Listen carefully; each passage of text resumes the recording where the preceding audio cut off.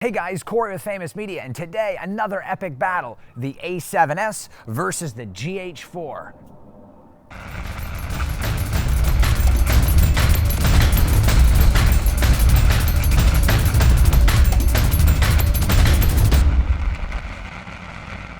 So guys, here we are looking at the A7s and the GH4. I just want to touch base on a couple of things. First, let's talk about sensor size. The GH4 is a 2.0 crop in 1080, but it's also a 2.33 crop when shooting in 4K. The Sony A7s, of course, is full frame. Now let's talk about pixel density, which is what determines low light capabilities as well as detail and sharpness. The Sony A7s has got a pixel density size of 8.32 micrometers, and the area the pixel sits in, which is the pixel area, is measured around 69, just over 69 micrometers. Now, the GH4's pixel density is 3.74 micrometers and an area of 13.99 micrometers. So if you figure, there's a lot more space on the Sony A7s, which means a lot better low light. In fact, the area of the pixel has got 8 times the amount of room of the actual pixel itself, whereas in the GH4 it's about 3 3/4. So there's going to be a lot less low light capabilities, obviously, since the ISO taps out at 6400 versus the Sony A7s well over 400,000 ISO. So that will tell you that the low light on the A7s right out of the bat is way better. But there's a lot of things to consider here, and the GH4 will definitely be sharper due to the fact that the pixels are smaller in a smaller area. Less low light, however, it will be a little bit more sharp, but that's the thing I want to touch base on. Is a lot of photographers and videographers that I talk to are like, oh, sharpness is everything. Over sharpness and over saturation makes video look like home camcorder video. It's not really good. Over saturation and especially over sharpness can kill video, which is why most videographers, including myself, neutralize the sharpness in camera or take it away. The GH4, I've had to negate a lot of the sharpness because it is very sharp and too sharp. It doesn't really have a cinematic look until you start playing with the picture profile. Now, first off, I got the speed booster on here, which removes about 0.73 of the crop factor. So the Sigma 18-35 will behave similar to a 24 millimeter lens at 18 millimeters, which is where I'll be shooting the dynamic range test at.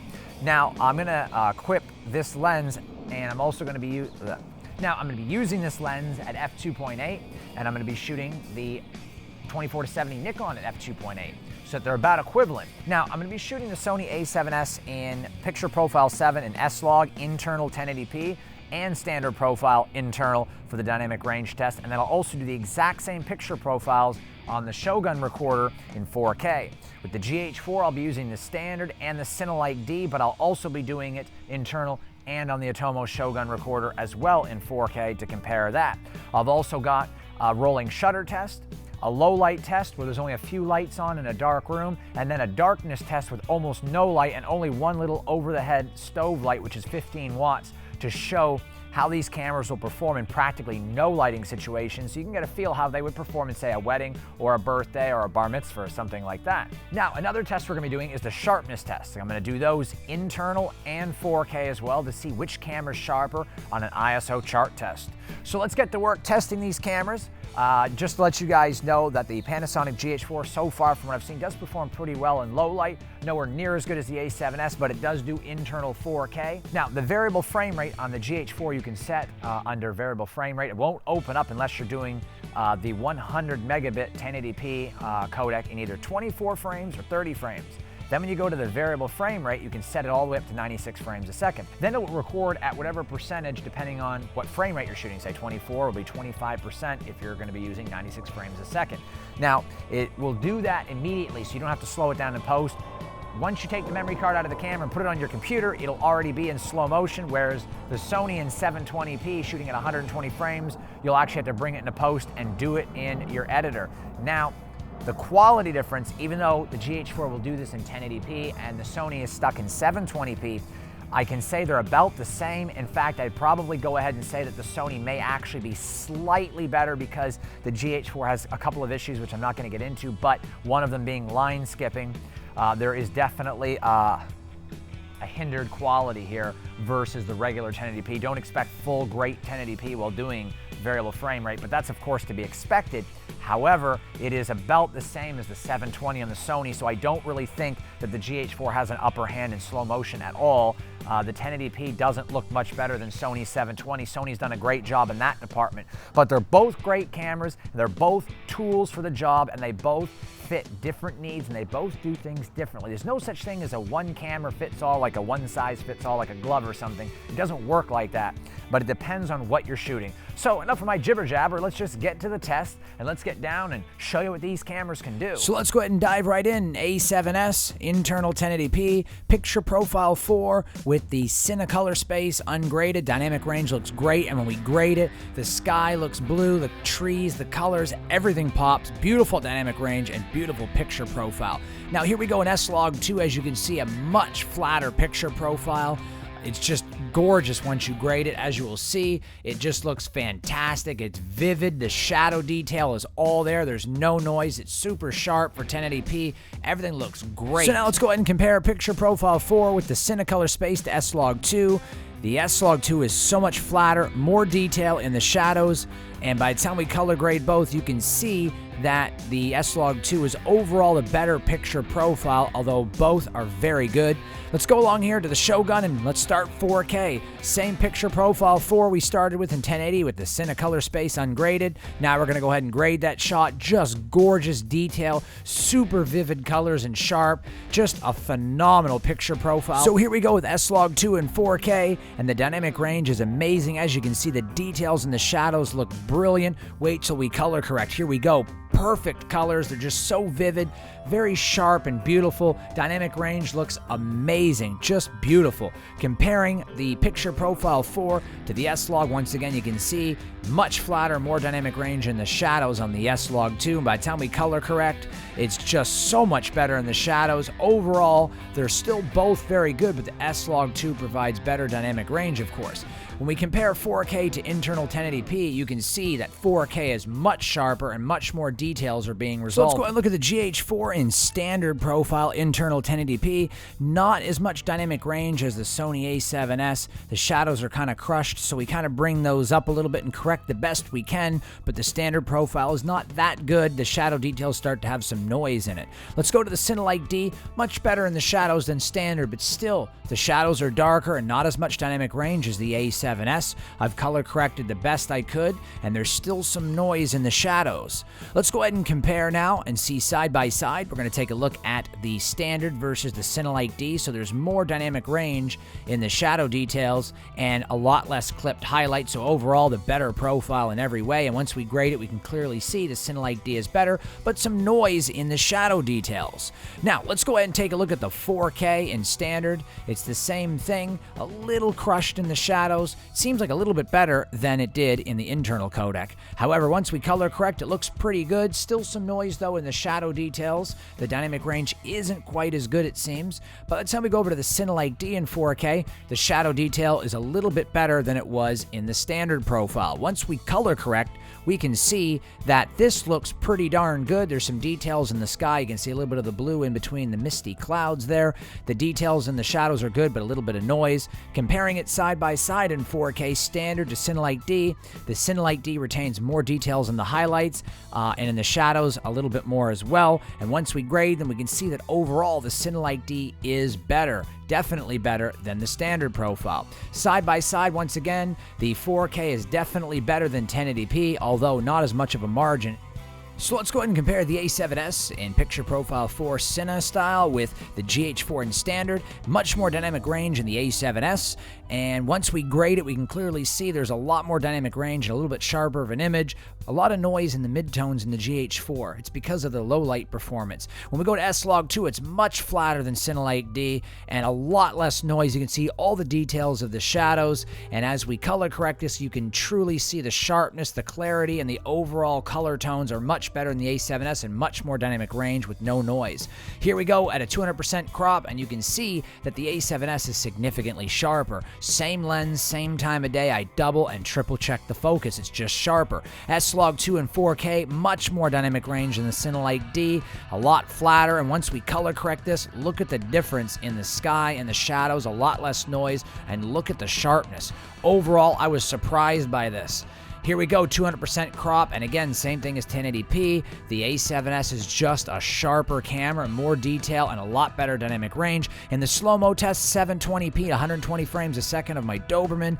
The A7S does great. The GH4 at 1080p and variable frame rate of 96 frames a second. When you see them side by side, the Sony's smoother but less details, so you have to decide details or smooth factor here. Okay, so here we go on to the fun low-light test at ISO 200 and 400. No noise on either camera whatsoever. You're going to have to hire a forensic technician, get a private investigator out there, some magnifying glass, and try to find the noise. However, ISO 800, there is some noise creeping into the shadows on the GH4, nothing on the A7S. At ISO 1600, there's a little bit more grain starting to be relevant in the shadow details. A7S crystal clear. By the time we get to 3200 ISO, you can see the GH4 has got some more noise in the shadow details, and by 6400, it's very noisy. Still nothing on the A7S.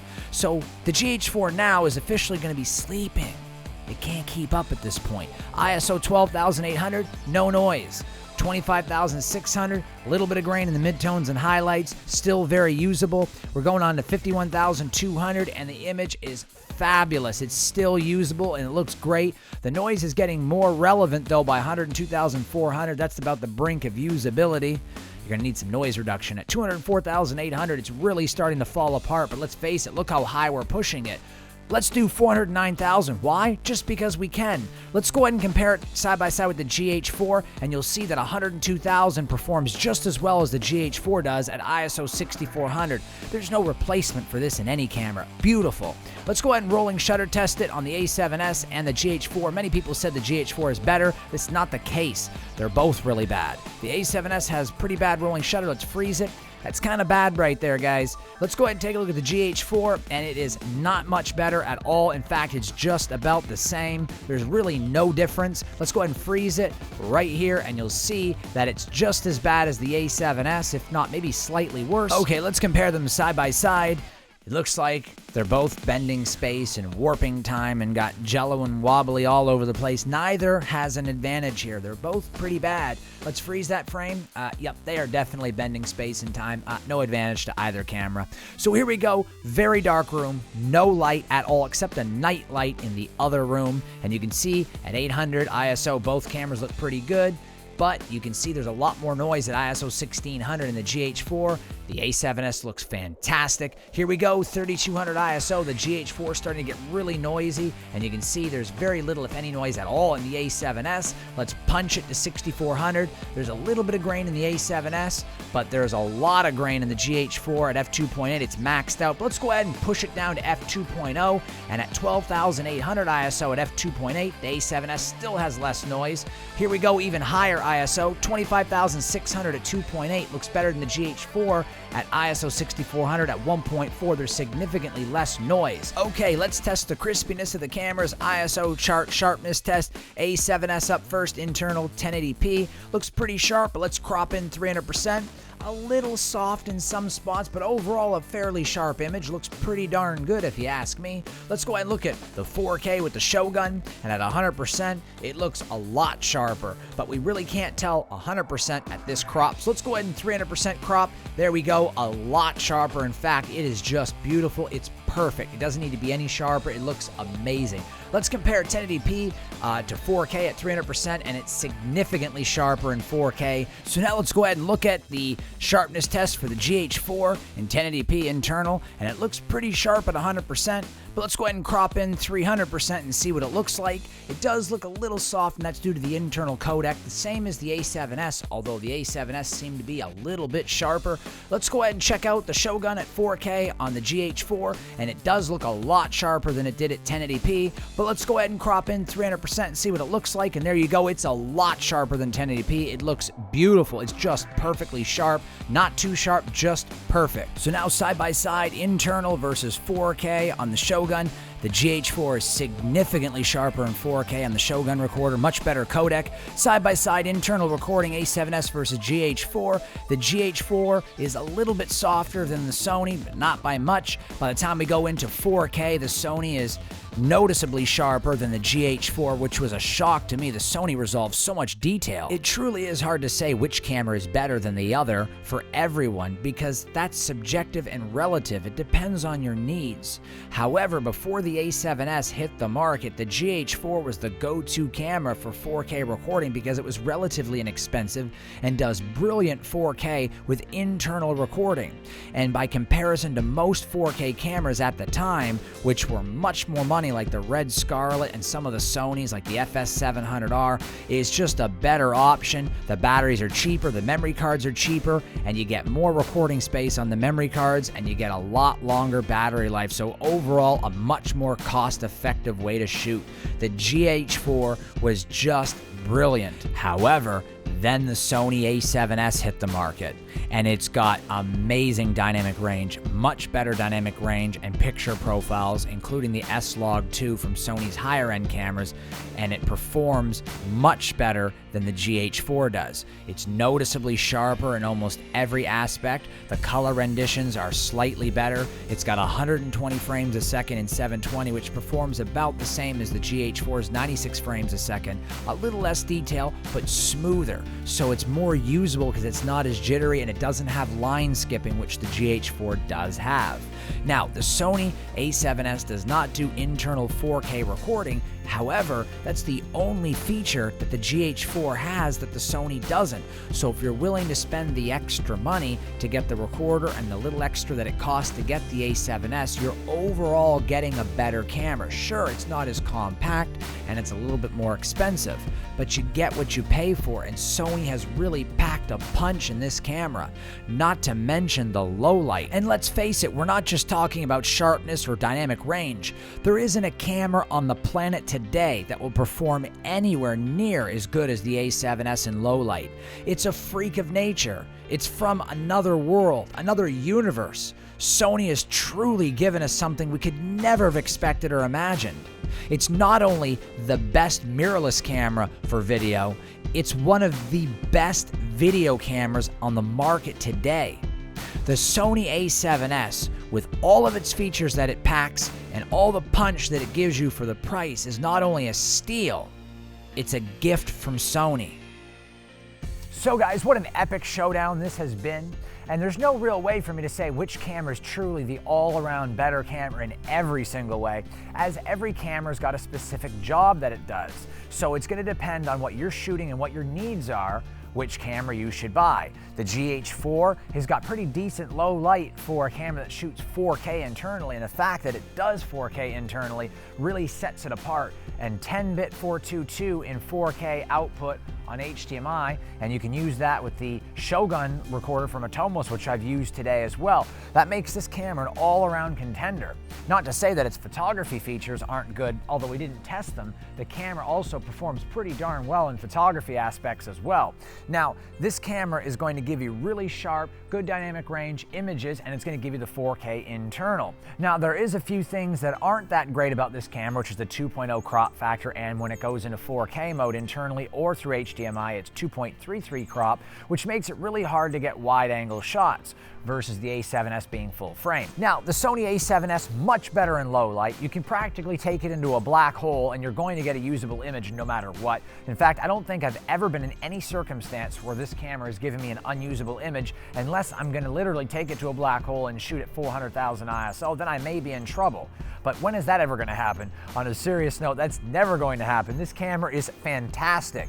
Now, I shot a wedding with it the other day with the Atomos recorder, and I can tell you that as dark as that room was, this camera just straight up performed magnificently. So I did notice though, that even though I was using the GH4 at the wedding, anytime they would dim the lights and they'd start partying on the dance floor, out of all my cameras, the A7S was the only camera that could really get good quality video with absolutely no lights being used. And then when I turned the lights on, I had to turn the ISO all the way down. I had to go beyond 3200. I had to take it out of Picture Profile 7 and out of S-Log because it was too sensitive just by using a couple little lights around the room. So the camera is just phenomenal. It gives you amazing quality 1080p with the XAVCS codec from Sony. Does 120 frames a second in 720p, which is just as good, if not slightly better, than the 1080p variable frame rate that you're going to get from the GH4 due to line skipping and many other things.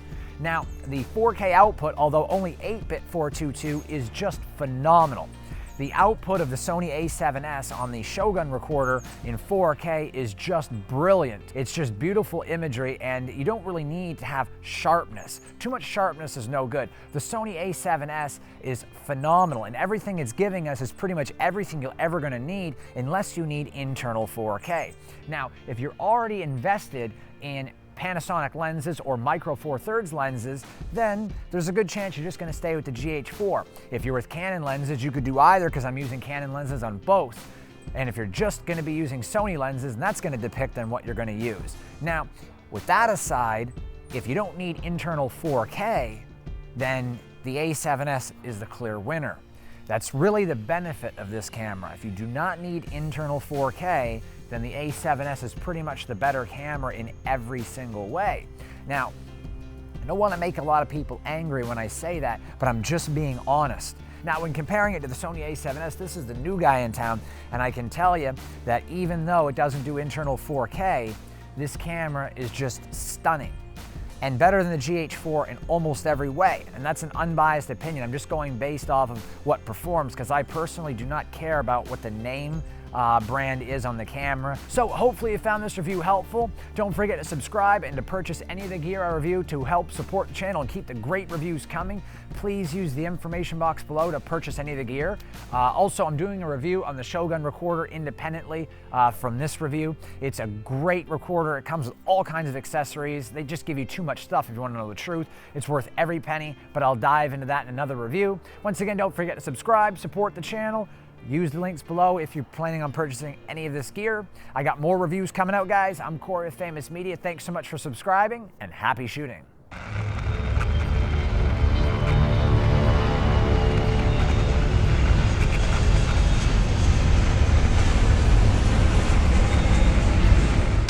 Which is clearly Sony has given us so much with this camera. It takes us from a great level to an even greater level. Both great cameras depending on what you're shooting, but if you don't need internal 4K and you just want pretty much the best of everything and you want to spend a little extra money to get the Shogun recorder, this is the camera for you. It is fantastic. If you're into micro four thirds lenses, this is your camera. It's also a little bit cheaper, so that'll determine which one you should buy. Now, that's not to say the GH4 is not a good camera, because before the Sony A7s came out, this was the go-to camera, especially with the 4K internal recording. Now, the low light on it was still pretty much on par, better than most, if not all 4K cameras. For example, the Red Scarlet with the MX sensor was not that great in low light. It was okay, but the Blackmagic production camera and cinema camera both perform better in low light in my previous test, which I'll put the link down there in the bottom. And this camera, the GH4, is better in low light than the production camera is. So that means this will be better than a Scarlet in low light, and it does 4K internal recording. It's got better battery life, much better battery life, cheaper batteries, and of course, more recording time on the memory cards, which are in turn a lot cheaper. So in an essence, between this camera and say the Red Scarlet, without digging too deep and stirring the pot too much, would be the overall better camera for cost-effective 4K in every way. So the GH4 in its own right is a staple in 4K recording. Now, the GH4, like I said, is phenomenal. So basically, from shooting weddings and bar mitzvahs that I've done and using both of these cameras at these types of events and using the Shogun recorder with them, they are both fantastic, but I don't want to offend anybody when I say this, but overall, in most avenues, and when I say most, I mean almost every way, the A7s is the better camera. It's just overall a fantastic camera.